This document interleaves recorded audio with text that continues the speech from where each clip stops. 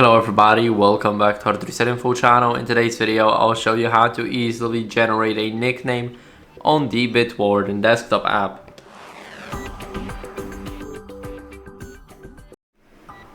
So first, what are we gonna do? We're gonna go into the view in the top left corner. Now here, let's click on it and click on the generator. You guys can also open it by clicking on Ctrl and G. And here, let's select username.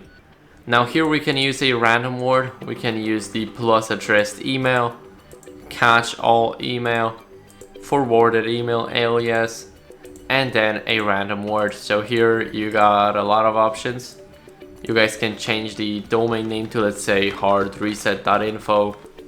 And now, as you guys can see, it will be much different. We can also change it to a random word, we can capitalize it. And now we can also include a number, so you'll always get the numbers in your nickname.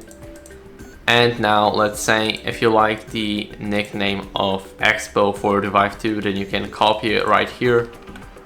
And now whenever you paste it, let's say here, you'll have the Expo452. So that's basically how the generator works. I hope this video helped you. If it did, don't leave a like, subscription, and a comment, and I'll see you in the next one.